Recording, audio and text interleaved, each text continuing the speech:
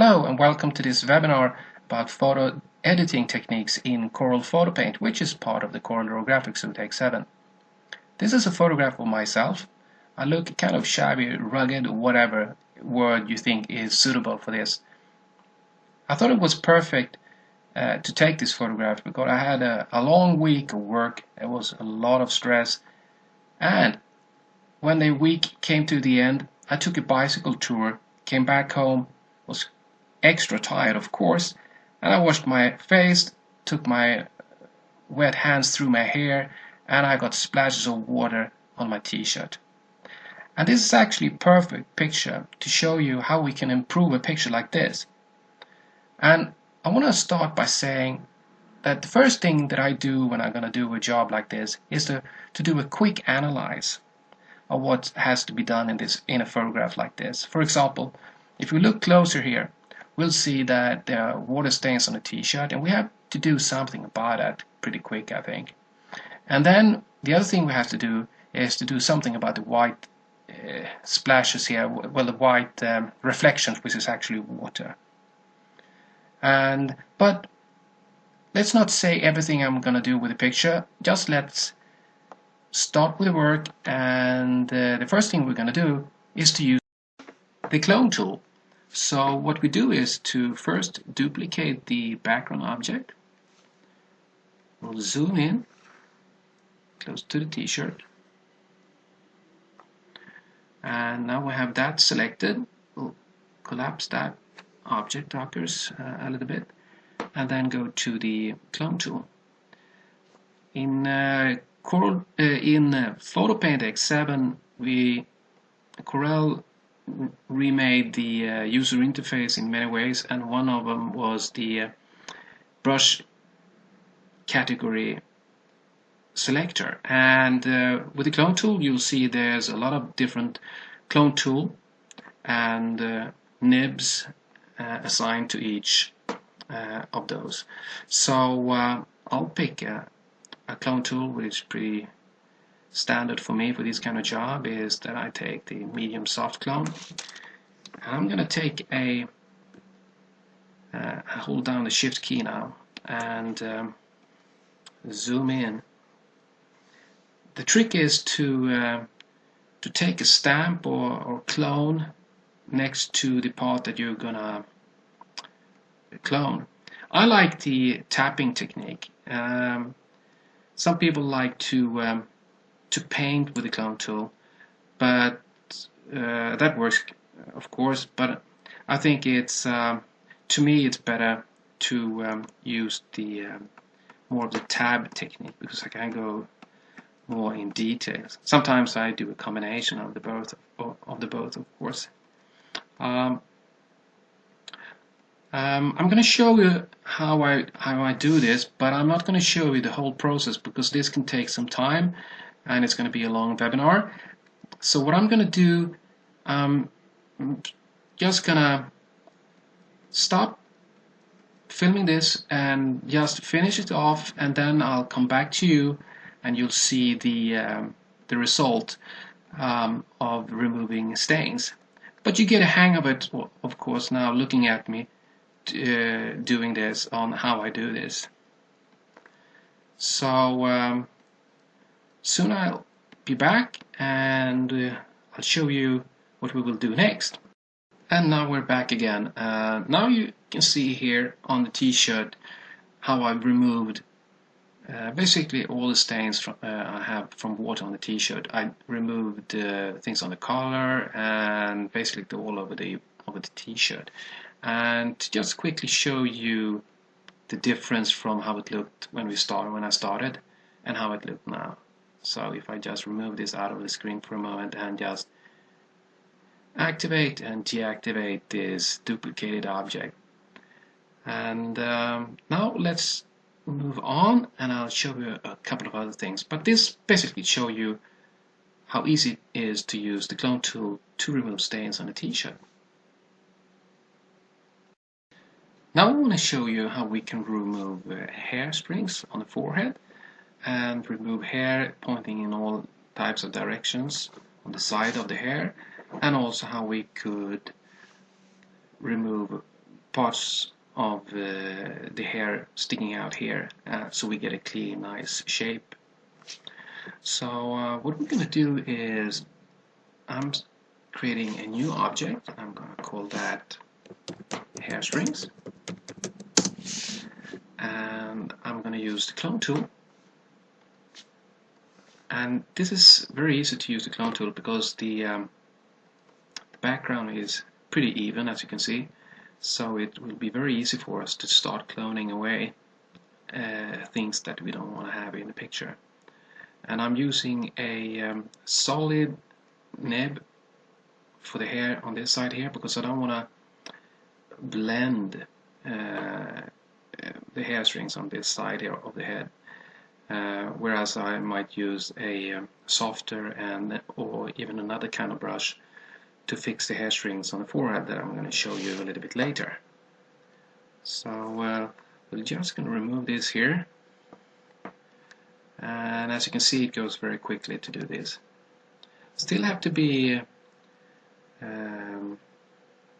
careful so that I don't remove parts of the ear or anything else. And then we see here, I think we can remove here as well. You see there's a shadow here. I'm going to leave that shadow as it is, because it's the shadow of the head, of course, and it also gives shadows of hair that I'm actually not removing.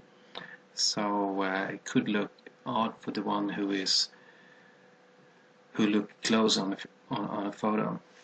So we don't want to make classic mistakes that looks odd. And here I'm going to use I'm going to reduce the size of this one here, the nib, and then I'm going to use a softer nib, and then go over here, just to take a little bit here, and then I'm going to change the direction of the nib and work my way up the forehead.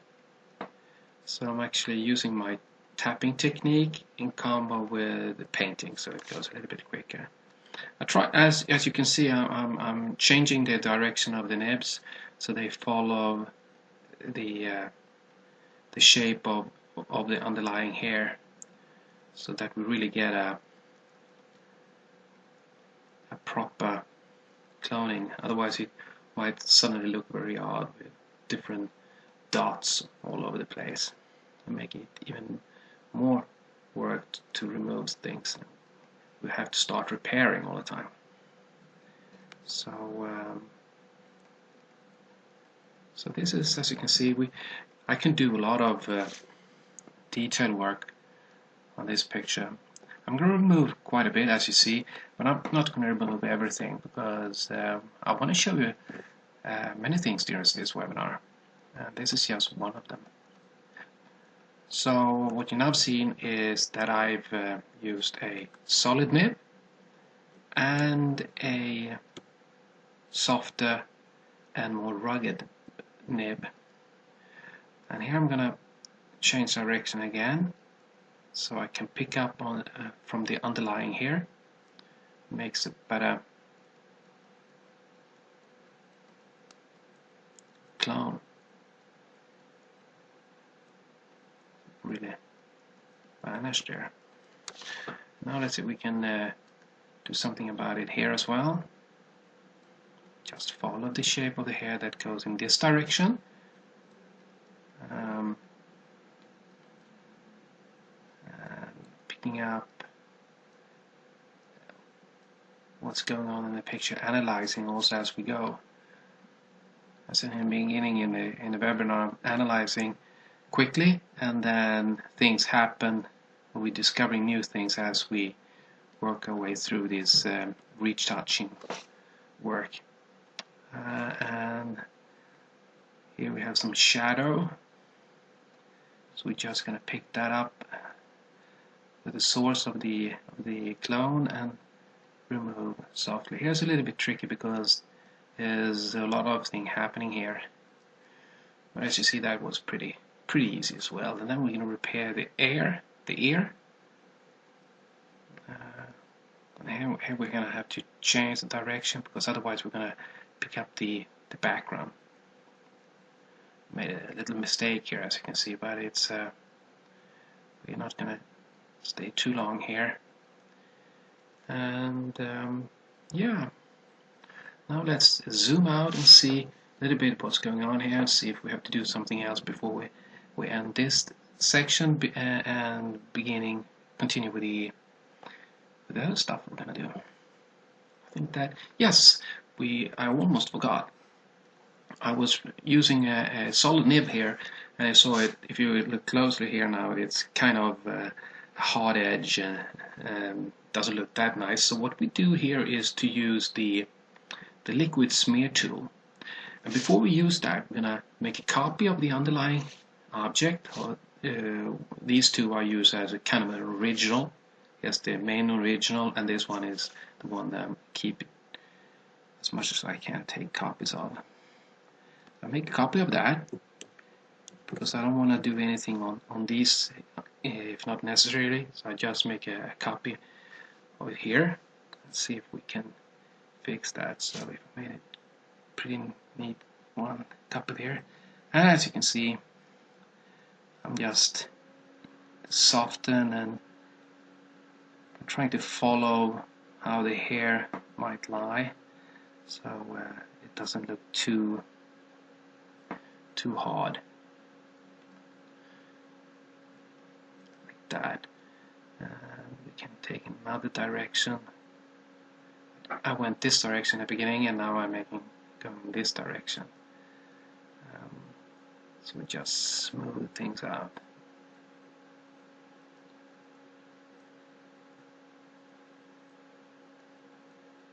Something like that. Okay, I was a little bit too hard on that one. But you see what I mean. Let's make some extra work where it really is not needed right now. But if we use a blurry brush nib to raise a little bit, it starts to look a little bit like the other one there. So we'll just deselect that one, settle with that, and so now let's move over to the water stains here. And so what do we do again? Once again, using the freehand mask, and just select this area. Let's do that again. Freehand mask tool. I think I'm gonna go down here a little bit, like that. Control Shift C, Control V, and then use the touch-up brush. One of my favorites actually for these type of work. And now just tap along a little bit. I could zoom in on the picture, which is of course very good, but first I usually do a quick touch-up, seeing it from a distance, so to speak. Just get a feel for it, and then we zoom in by using the scroll wheel on my mouse on the side here.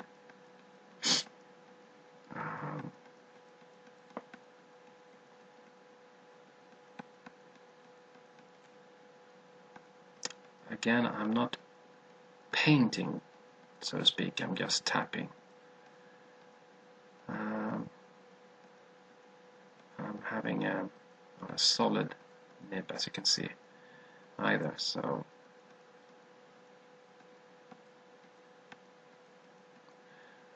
and I still like to have the texture intact. I don't want to smooth things out like some people do for fashion photography, and it smooth faces out. But I'm not a photo or catwalk model, am I? So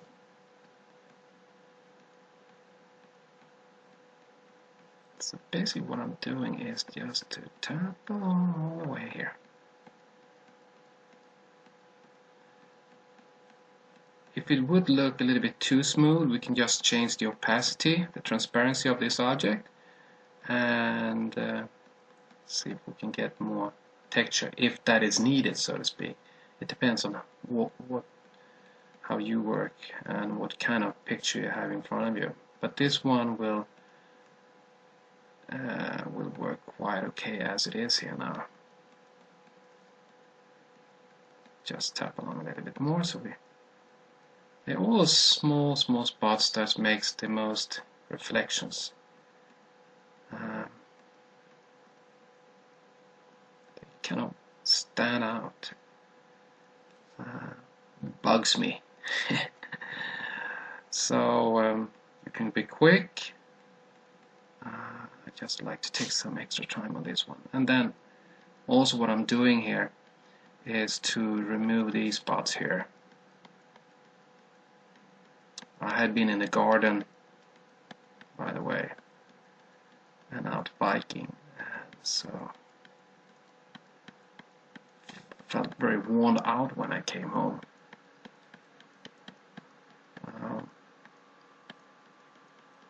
But it was a good day to take the photos to use for this webinar, I think. So I'm also going to remove this hair here in the middle, the eyebrow, in just a little bit. But that, we deselect that one, and I think that looks quite okay. We see also, but because I removed the selection, but still working on the same object here, and I know the selection went down here now. At this time, I'm not going to go too far down here, but just take a little bit here. It gives me a better view on how I want this. We don't have to take away all the reflections, but it's just the water stains. And then we name that one water stain. No, water.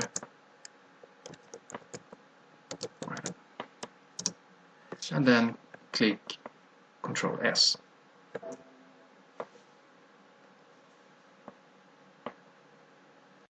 So I'm going to zoom out a little bit here, and now I'm going to select various parts, a big chunk of the face before we move on, and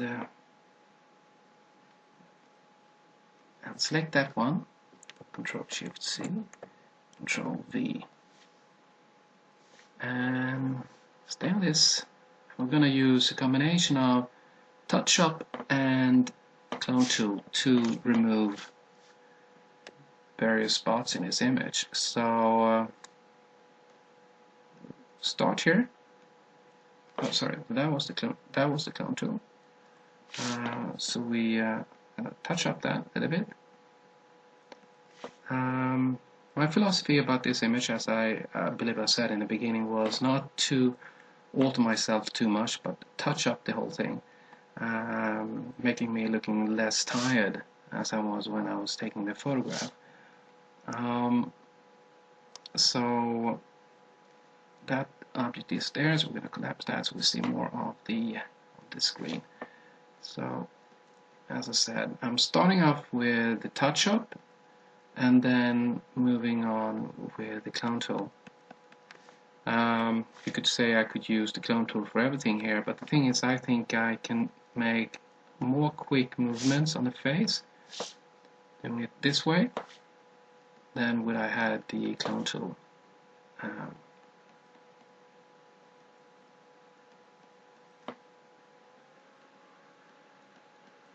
Take away that.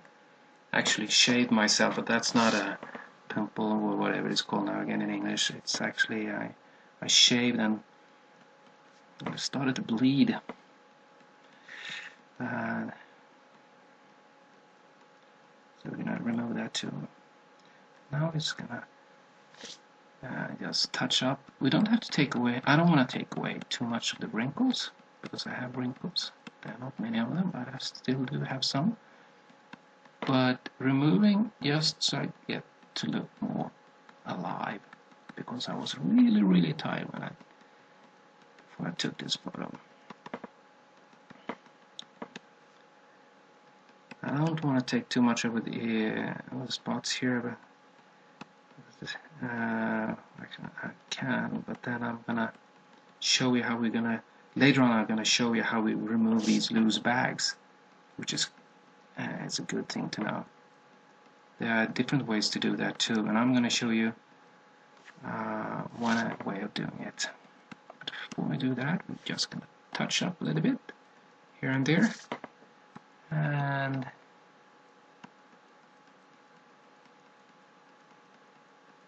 see how this works out. It's going to be nice to see how the end result of this image, from looking tight and gray, a bit more alive.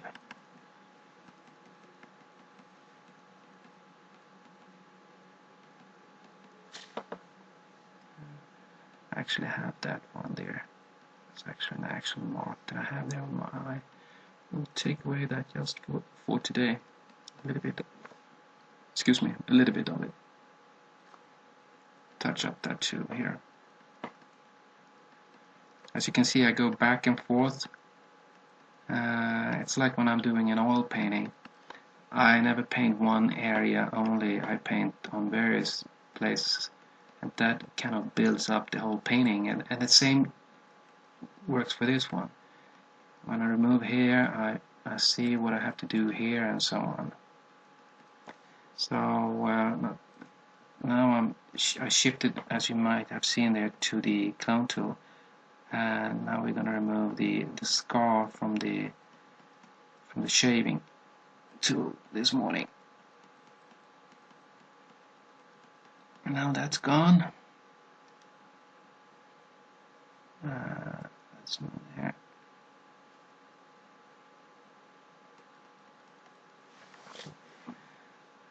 Actually, yeah, this might have been an old scar too, because I usually don't get so many scars when I'm shaving, but it was that kind of week. I just got a lot of scars, and man, have I worked this week, I tell you.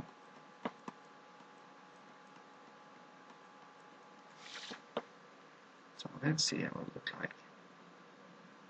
Oh yeah, we're gonna zoom in here and remove the hair here in the middle. Just gonna shift key, so that's get smaller. Actually, even way smaller, because I don't wanna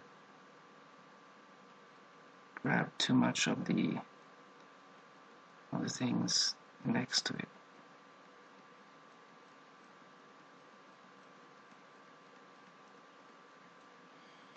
Actually, see that? Maybe we can take that.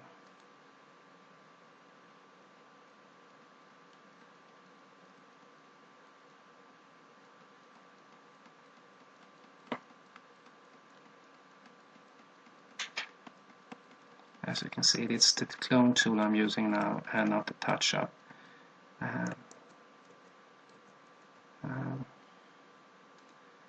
So we're just gonna. The hair string in the middle is probably worst, because it's like a flashlight when it's so dark in the middle here. But we basically remove that now. Just gonna remove that here a little bit more. So we're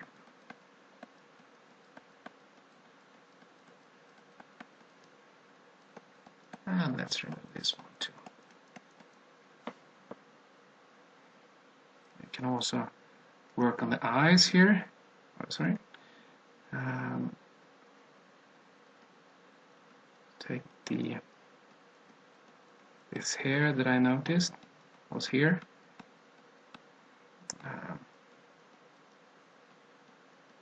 Eyebrows.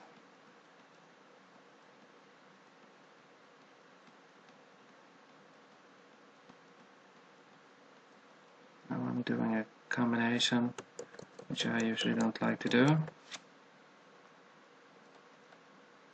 Let's see, of painting and tapping.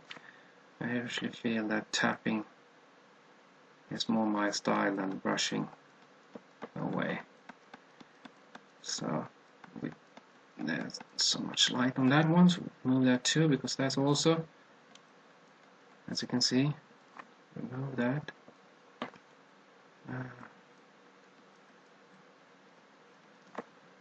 These small spots could be quite the flashlights.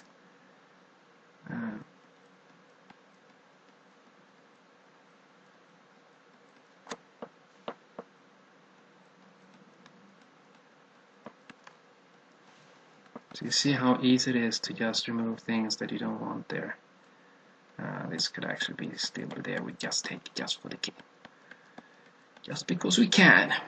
Let's see if we can zoom in, and we see here from the camera. Sometimes that happens. I don't know why. It's a Nikon camera. The DSLR is really good. This was originally a raw image actually that I made into JPEG and then a Corel PHOTO PAINT image.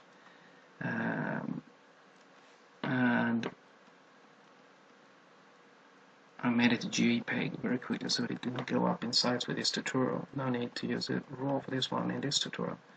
But for whatever reason, if anyone knows why these went up here, sometimes it does. And I have no clue why.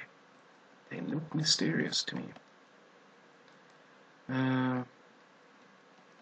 Just like that. I'd have to put too much time to that one.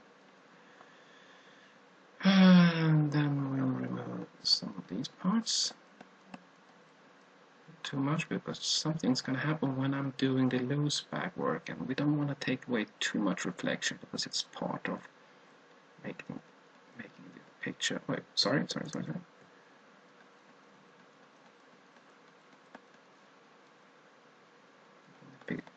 Picture to look alive.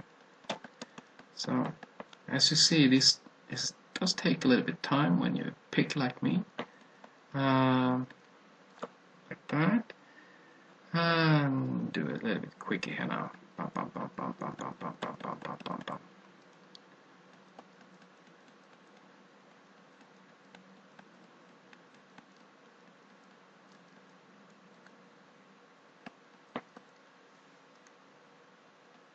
Okay, don't have to take too much time on that one because I'm going to show you something really nice later on. God, I'm tired in those eyes.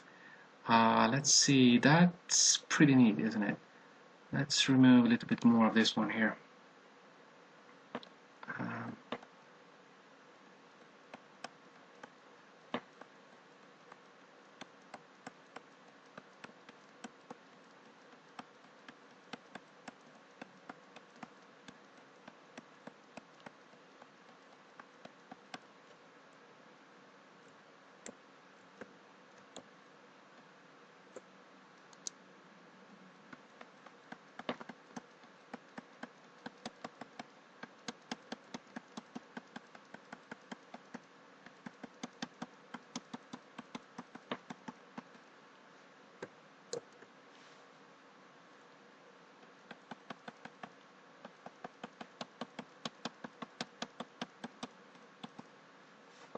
That's okay for now.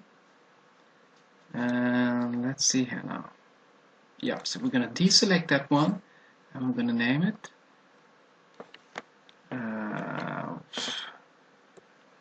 face spots. And now let's move over to the eyes. To fix the eyes is quite easy. What we're going to do is to make the eye white more white and the blue have more contrast. So we start with the mask tool on one of the eye white here. Select that one here. Hold down the shift key and move over to the other eye, which means you will be able to select a second mask. And then Control Shift copy and then Control V to paste as always. Call that eye white.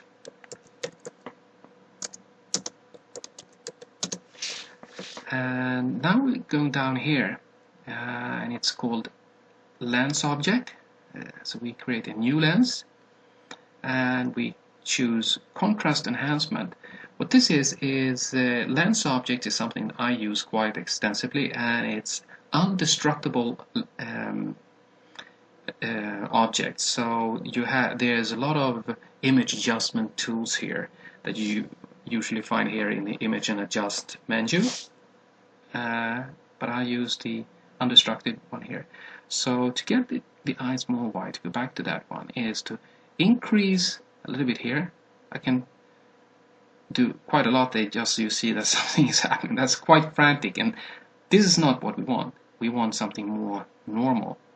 So let's wind up somewhere here maybe, and click OK.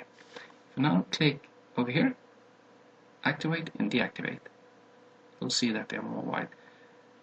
So be careful here, so you don't get frantic eyes. And now we go over to use the ellipse mask tool, like that. Hold down the Shift key. Do the same one here. Make the Control Shift and paste that on top of that one here. Now we're going to go to the Effect tool and choose Contrast, Increase Contrast. And with that tool, just press down here and increase the contrast. Do the same here with this one here. And if we now zoom out, you're going to see how the eyes actually almost look frantic, and we have contrast in our eyes. So the eyes is actually a little bit too frantic for my taste, so I'm gonna take that down just a notch. That's actually enough for me. If you want more, please add more. So the white eyes are fixed, the contrast in the rest of the eyes. I still see that we have some things that going on here that I want to fix. I want to fix this area here in the middle of the eye, and a couple of wrinkles here before we move on. And using the freehand mask and the clone tool is going to fix that in a jiffy. So I'll take a copy of that and paste it as we've done before. Use the clone tool and clone in.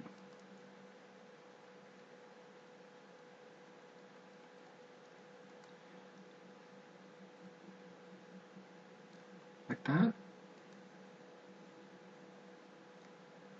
I think that will work. And then just smooth out this a little bit. And then we can take this one here.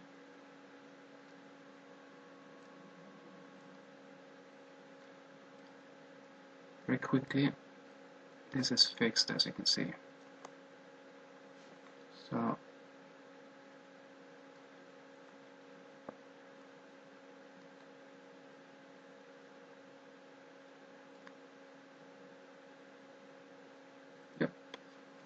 So now let's move over to what I want to show you, how to fix the loose bags and the various techniques for that. Let's start by making a selection under the eyes before I continue.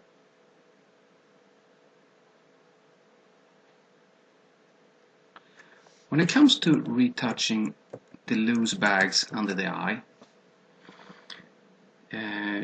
I could use, for example, the dodge and burn tool. But what the dodge and burn tool would do is just fixing the light or the darkness, but it won't change any of the tones. And if I would use the clone tool, it would clone, but it would clone a type of the pores over here and replace it over here, and it's not necessarily going to look right, does it? Because the skin is different here from what it is here. Another way of doing it is to use the brush tool, and that's the one way I'm going to show you now. So what we're basically going to do is to take a sample color over here, for example, and use the paint tool and paint over the eyes, area of the eyes that we want to fix. Come up close here, cover that a little bit with the brush tool, and as you can see I have a kind of a fluffy brush tool, or brush nib I mean. So we just cover that a little bit, and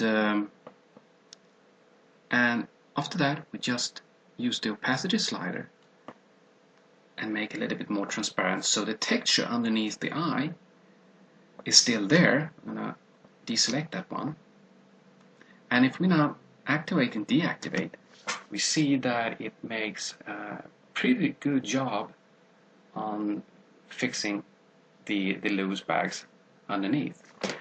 And of course we could work on that a little bit more, maybe erasing some parts over here and touch up that a little bit.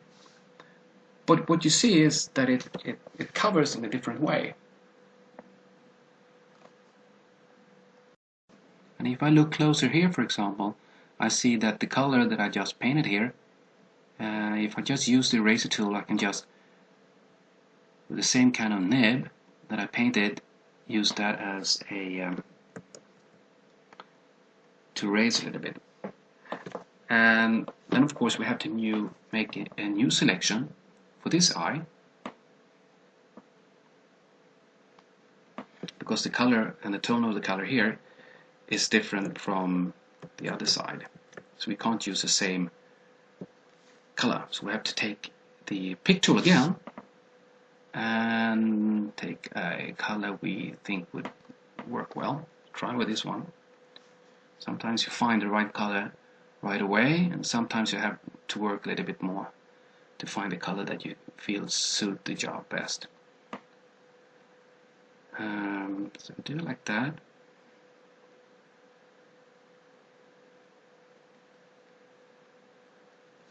We do it the same way. Opacity slider. Remove the mask tool over there.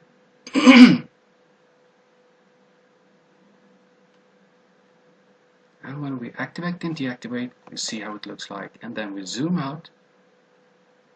And if we look at it a little bit closer, and then we can actually group these two, so it's easier to activate and deactivate while we're looking. And now suddenly things are happening. And of course we can put a little bit more work on this one, but you basically get the idea how this is done. And if you look at it for a longer time, you see that that is a quite good result, isn't it? So that's one way of doing it. One thing that I see here now, of course, is what we added to simply copy this nose tip here. Because we have a reflection there. I still need a reflection because it actually gives life to the pictures. We don't want to remove too much of that. But this one is a little bit too much in the face for my taste. So I just made a copy of that object, that area, and I'm going to use a clone tool for this one. And that's it. I mean, just to show you the difference here, sometimes the touch-up brush is really good, but if I would use a touch-up brush for this one here and just hold still, and that would be the effect for that one. So squeeze the eyes is still going to be quite a big reflection. So, but we're going to use the clone tool again. We just take a sample there and we put it over there, and that's fine. Now I want to show you how we can lift up the eyelids so I don't look so tired and heavy over the eyes. And we have to be careful now because we're going to use the liquid smear again, a wonderful tool, but the detailing here is can make it so we lose more than we gain. So we'll zoom in a little bit more, and we'll make a selection once again, like that. There we go. I'll place myself over there. Copy and paste. And then use the liquid smear, and maybe I want to move in a little bit more even. And I want to follow this shape of the eyes. I don't want to change how I look, because if we make too much changes, the eye will, new shape of the eye will make me look different. Eyes are very, very important. And if you make drawings on paper with a pencil or painting, you know very much how important it is to catch the eyes. Catching the eyes when you're drawing is probably one of the most important things to do, actually. Now you saw how I just nudged and moved up the eye a little bit, so I'll make a quick change there, you see, and then I lifted it. So I'm just gonna make a little move up here. And why it's also very difficult, why we can lose more than we gain, is because we're moving around pixels. So if I would move up too much, it's gonna be looking more smudgy, and that's just gonna destroy, which is not what we want to do. So we just wanna change a little bit. So make a selection here as well. Select that one, Control Shift C, and then Control E2 to paste that one. And then we move in close again, too close, and then we just take the liquid smear again and try to follow, analyze, and try to see how much we can lift up here without damaging, and just a little bit. But this is less than a millimeter almost. So and you see how I touch the eye here, how easy it is to change too much.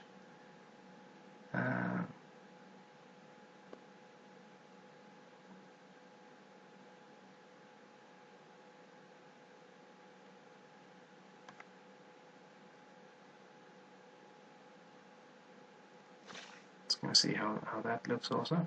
That made me look a little bit more less tired, so to speak.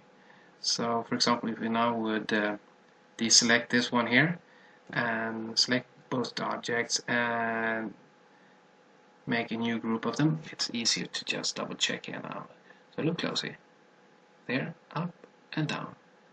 And this little thing that we did is actually a big thing when you start looking at it. I actually think we could do more here. So we're just going to move that a little bit.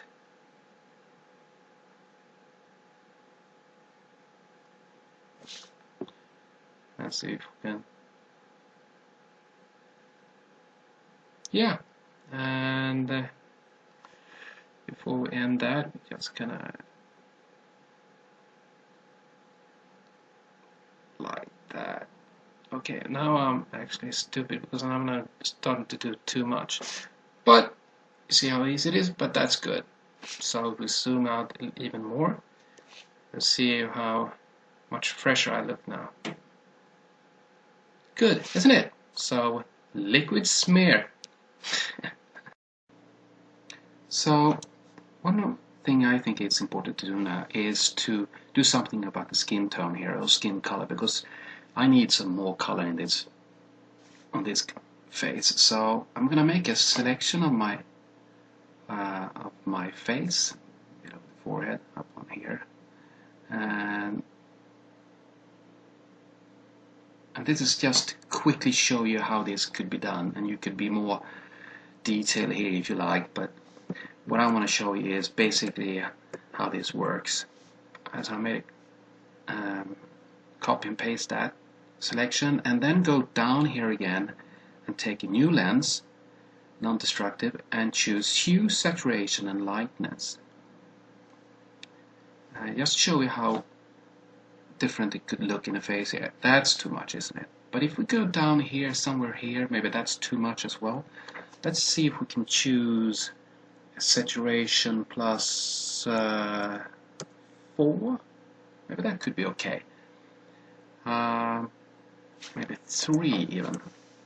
See what happens. Click OK on that one, and then when we activate and deactivate, you see a change in color tones. So I think I look more fresh there, so to speak. That's one way of doing it, of course, and you can fiddle around with this one, see if you need more hues or saturation and so forth. But for this picture, I think this is quite enough, actually. So before we end this webinar, I want to put something here in the background. And to do that, I'm going to import an image,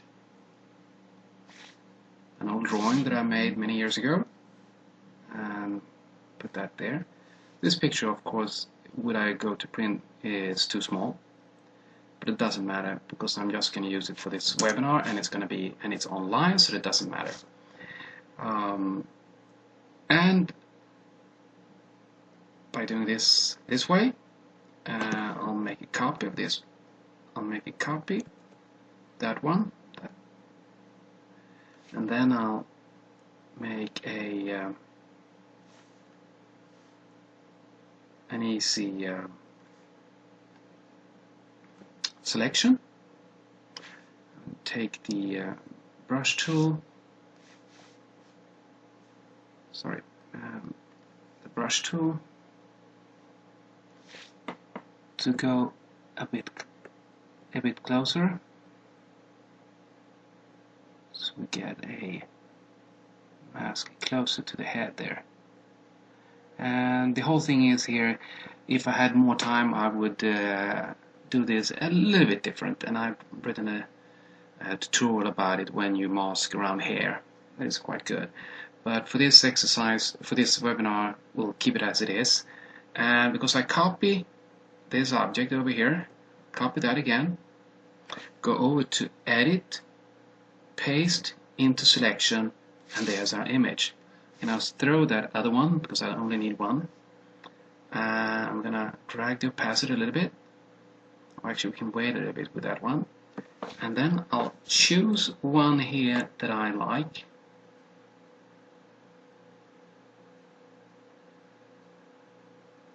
Like this one.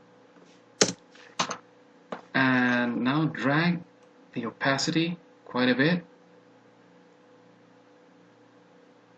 Like that.